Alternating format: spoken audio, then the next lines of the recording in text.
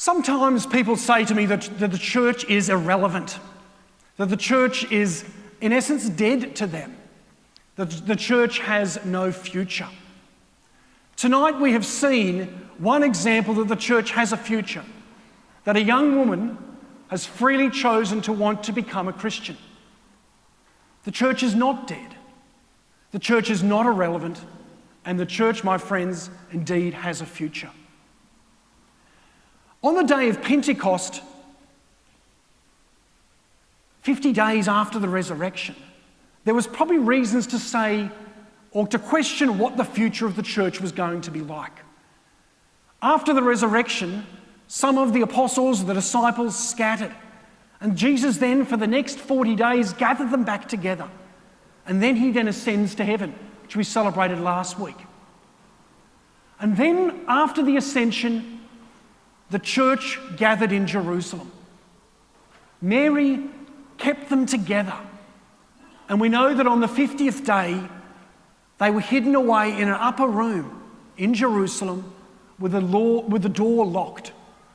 And then the Holy Spirit comes with an incredible wind, as we heard described in this first reading tonight, comes amongst them, and then like tongues of fire comes onto the head of each person. And then each person is then given a new courage, a new knowledge, a new wisdom to go into the world and to proclaim the good news. It is quite an incredible moment. We refer to this moment as the birth of the church. Interestingly enough, Peter at that moment didn't go round and sign people onto employment contracts to go and become missionaries of Jesus.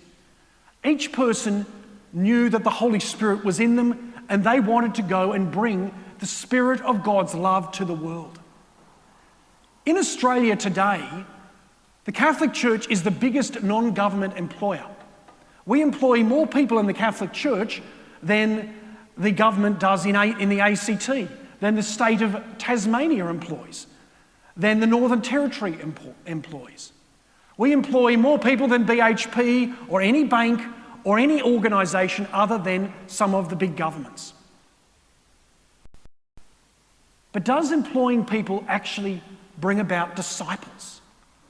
The church says that to be a follower of Jesus Christ, we're called to be disciples. We're called to be missionaries.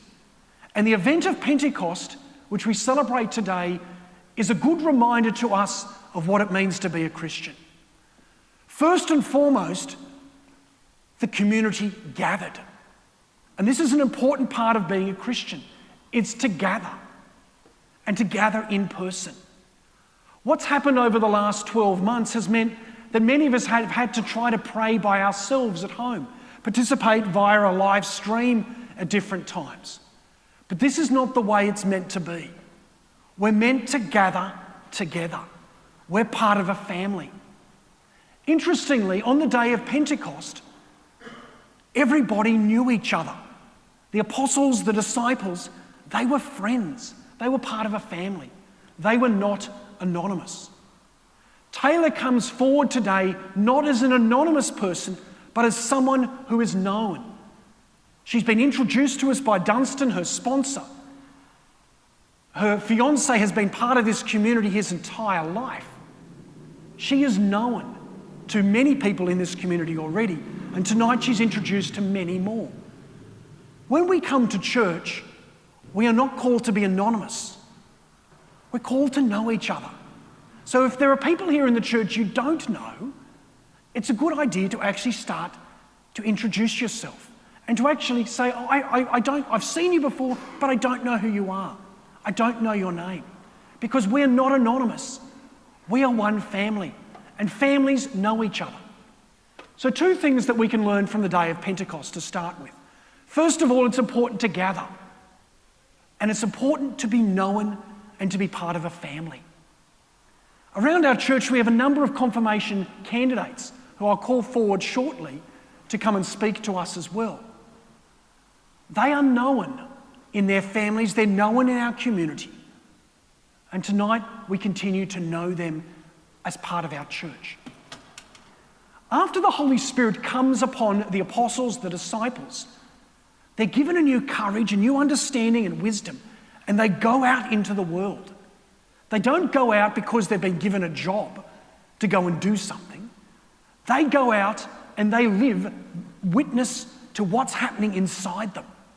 That God is within them. The way of love is within them. As we heard St. Paul describe in the second reading, that there are two main ways of living. There is a way that focuses entirely upon self and upon what we want for ourselves. And it described many other things that when we focus just on feeding our own urges and needs, we will get to darkness. You get to alcoholism, you get to abuse, you get to drug addictions, you get to all sorts of other things, to misuse of the human life. And this is what St. Paul talked about 2,000 years ago. But this happens even today.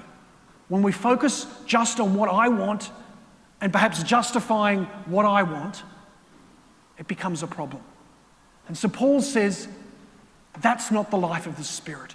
The life of the Spirit is one of love. It's one of peace. It's one of justice. It's one of service. It's one that puts self behind others. And this is what we commit to as Christians.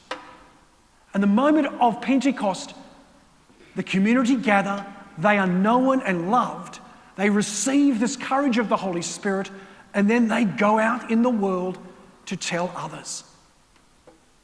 And we're called to do this as well. The church is relevant because our world needs love. The church is relevant because our world needs peace, and our church is relevant because our world needs justice and service. Our church is not just about being a self-help organisation. We aren't just an organisation that helps people to meditate and pray. We help people to become what God has intended them to be. We help people to be saints. Our confirmation candidates this week have been asked to reflect upon all of the saints and to choose one that inspires them and a name that they will take for confirmation. In a moment, I will invite our confirmation candidates to come forward with their saints sheet to share with us the name they have chosen for confirmation, but also to share with us something a little bit about the saint they have chosen. So I invite now our confirmation candidates to please come forward.